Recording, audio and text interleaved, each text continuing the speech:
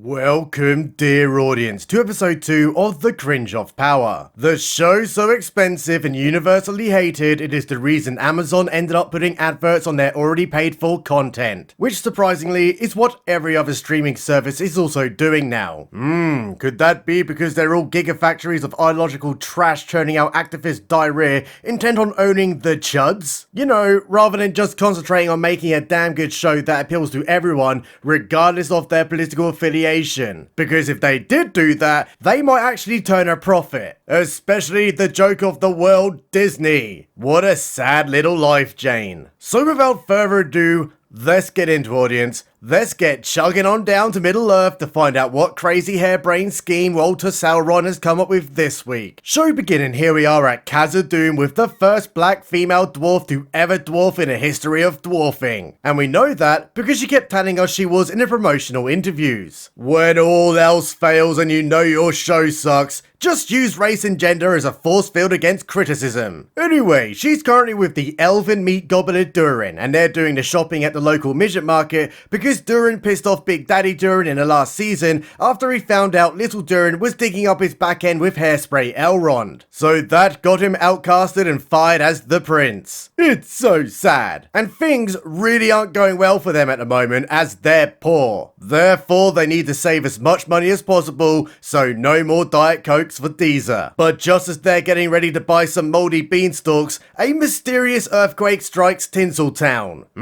Could that be the results of Durin's bane? Or is it Amazon's financial stability beginning to slip under the expectations that this season won't be a steaming pile of utter shite like the last one? Yeah, fat chance of that happening. And to make matters even worse, Leah, the sun just went out as the falling rocks broke all those windows. So now they're in total darkness. Well, this is a mystery box I cannot wait to uncover. And hopefully they all die too. So let's pack that in and head over to Go-Go Gadget Galadriel, who's paying her respects to her totally dead brother Finrod. Remember Finrod? He was the one who said that ships float because they look up and stones sink because they look down. Basically, he was the special needs kid of the elf family. And everyone forgot he existed until he was brought up again in this episode. But as she's explaining Archimedes' principle to a rotting corpse, Granny Celebrimbor rolls up out of nowhere with some ball-busting news. Hey Go-Go Gadget Galadriel. Oh, you'll never believe this, bro. That evil Sauron has returned and he has plans, I tell ya. So let me explain the entire plot point to you right now, so it won't be surprising when you learn later that he deceived you. 3 rings for the elven kings under the sky, 7 for the dwarf lords in their halls of stone, and 9 for mortal men doomed to die. And yeah, that about completes the list. Definitely no more rings will be made after that. Yep. Definitely not. Now if you excuse me, I'm just gonna straight up fucking die. But it turns out Granny Celebrimbor ain't really dead. He's knitting in a Region, of course, and Go-Go Gadget Galadriel was actually daydreaming at the war cabinet with the Gigachad Elf King, who's currently drawing up plans on how to attack Mordor. Ah yes, the old dream sequence to further the plot because it's easier than getting the information the normal way. So they'll get planning on an invasion of Mordor to stop the Eastern Threat, where the Gigachad Elf King gets asking Galadriel, who's the commander of the Northern armies even though it's season 2 and not one of us has seen her command anything but the power button to the TV remote because this show is a steaming pile of shit, what a summation of this entire situation is. So, Gondor is a country in Middle Earth. It exists next to another country called Mordor. Mordor is a bigger country. Mordor Is a powerful country. Mordor Decided to invade a smaller country called Gondor. So basically that's wrong. But just as everyone leaves the room after Galadriel's embarrassingly stupid words sat in a pitiful understanding of foreign affairs is exposed, the Gigachad Elf King can see that something is wrong. Sup bitch, you look tetchy, you wanna talk about it? Oh, you'll never believe this, Gigachad. I had a dream, right, like 2 minutes ago, and I don't think Sauron is up in Mordor right now. I think he's planning to regain his power with rings. And to do that, he needs Granny Celebrimbor. What? That's incredible! How are you figuring out all these plot points immediately without any guidance or time to investigate? It's like the writers have no idea how to do pacing or construct interesting plot points other than jacking it right out in our faces like they did in the last episode. No, the writers of this show are excellent. The mainstream media confirmed it. The truth of how I'm working this all out immediately is because I am stunning and brave. My god, you're right! But don't you go worrying that little Go-Go Gadget Galadriel head of yours. Granny Celebrimbor is totally safe. He's totally protected by really high walls and all that. He's not safe, you twat. I've seen shit since I put this ring on. I can see the future, bro. And Sauron is going to use that silky tongue of his to do Celebrimbor like he did me. No way, that happened to you too? What, that Sauron tongued me? No, you dingus. I can see the future as well. Ah, cool. That's super crazy. What did you see? I see viral research centers and little Chinese fellas fucking around with respiratory diseases. Oh, now I see burning cars and buildings. And everyone's mail-in voting. Dear lordy, that future sounds terrible. We must stop Sauron at once. So let's head over to Aragion, where it turns out Celebrimbor has actually refused totally not Halbrand Sauron entry into his crib. And that pissed Sauron right off. So he gets occupying the entry gate in protest of unjust entry requirements. Because he really wants to see Celebrimbor. What it is also revealed to us, the dumb head audience, that the message the Giga Chad Elf King had sent Granny Celebrimbor in the last episode telling him that Halbrand was actually Sauron this entire time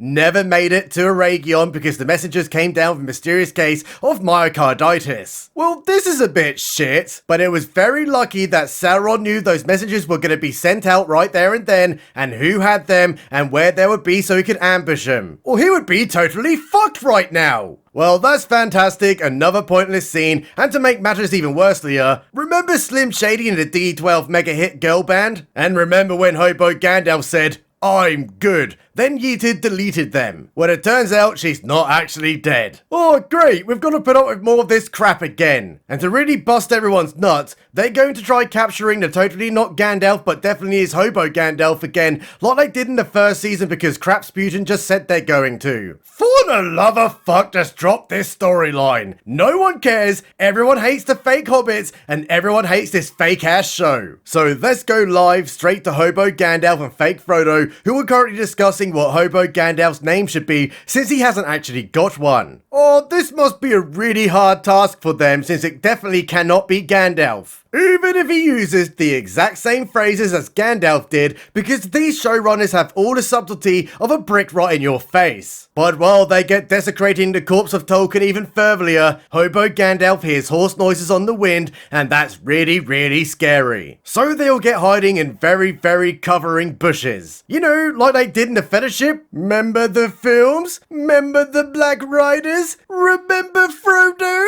When all that hiding totally worked and the riders get trotting away. Fee you, that was lucky. But now they have a little bit of an issue. They're gonna need to be extra careful from now on and not attract the bad guys' attention. You know, by walking completely out in the open. Oh man, this writing is fantastic and not the dumbest shit I've ever seen in my life. But how is Deezer getting on? Well, she's telling Big Daddy King Durin that after that earthquake happened and the sun got deleted, none of them can find walls stable enough to dig out so they can't get the sun back. But not to worry, as she's worked out how to undo all this on those SpaghettiOs. By singing The Rocks Away, as not only is she Heart Disease's best customer, she's also a kick-ass girl band leader called the Singing Sisters. But there's a little bit of an issue. They fucked up big time and made matters even worse with more rock falls, so no sun, and I really hope they're all going to die. So they'll get arguing while none of them thinks, hang on a second, maybe we should check the basement for a fucking Balrog. Alright then, let's go check in with Go-Go Gadget Galadriel, who's visiting a very salty hairspray Elrond, as he hasn't gotten over the events of the last episode. And she's telling him, yo dog, I know you're big mad at me right now about the rings, but you know that letter we sent to Celebrimbor in the last episode? Well, we haven't heard anything back, so that must mean some shit could be going down there right now and we need to find out. But by the power of stunning and brave, the Giga Chad Elf King has said that we can go on a school trip to Aragion and check up on him, but only if you come too. Me? To a Region? Where there's potential dangeroos? Go Gadget Gladriel, I'm a massive pussy in this show and not the Elrond everyone knows. I'm just an effeminate politician, not the Yas Queen warrior like you. And besides, I have a hair appointment tomorrow. But we really need you, dog. Sauron is deceiving everyone, bro, and using them for his own gain. Think about it. If he managed to stick his fingers right up me tempest and played my guts like a master of sock puppets, he can do it to everyone. Even Granny Celebrimbor. Yeah, he may very well have fingered you like a bag of Doritos, but you stuck his ring on your finger, you hung up skank. You haven't even considered whether or not Sauron is manipulating you to go to a Region in the first place. So Galadriel, heartbroken, straight up leaves. Oh,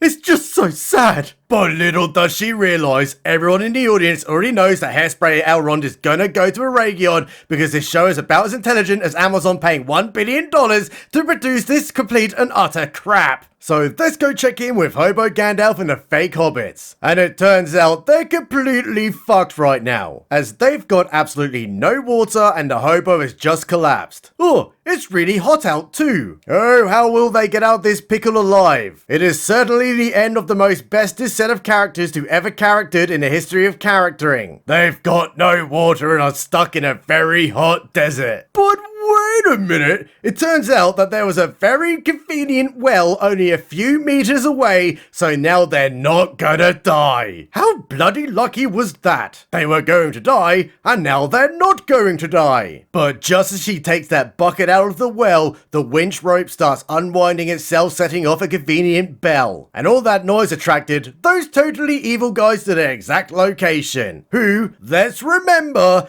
couldn't see them openly walking across the desert, but were within clear earshot of the fucking bell. What a complete pile of shit. So it's big scary time and they're going to die. Like really, really die. Literally no way out of this. They're dead. And those guys look hella scary. Well, that was until Hobo Gandalf creates a giant fucking tornado with a staff that he conveniently just found, so no problem, the immediate threat has just been solved. Wow, this show is just a bucket of problems with immediate solutions. $1 billion.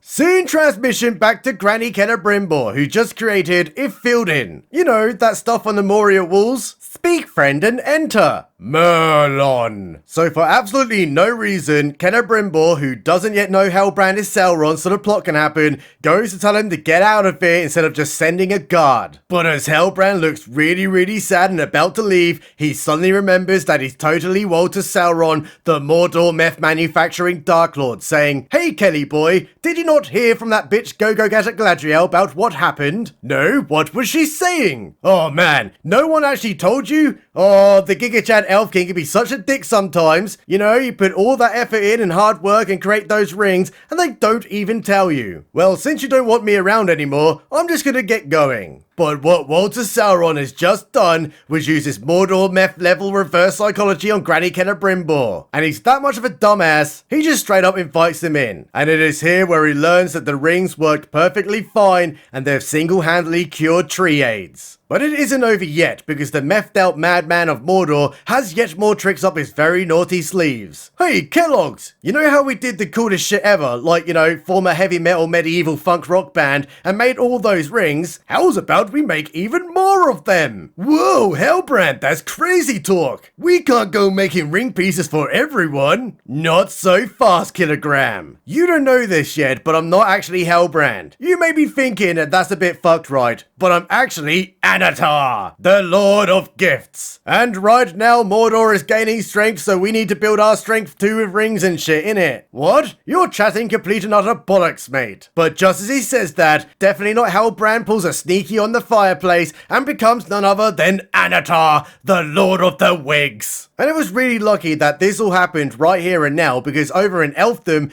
the Giga Chad Elf King has just signed the school trip's permission slip, so they can now all go to a Region with the condition that Hairspray Elrond is the leader. Ugh, but Elrond said he wasn't going to go. But now he is going. What a surprising chain of events that no one could have predicted. And that's about it. Yet more crap from the donkey diarrhea machine known as Amazon. How is this show that bad? They could have had the bestest writers to ever write in the history of writing on this show, because this is the GOAT professor's work, Tolkien. But instead, they just went with the male handbags. Anyway, I'm off to prison to serve 25 days to life because pointing that out was probably a hate crime in the Soviet kingdom. Big shout out to all my Patreon boys and guys. You are the reason my mummy calls me a special little boy. Love you all very much. Subscribe button. Is always right.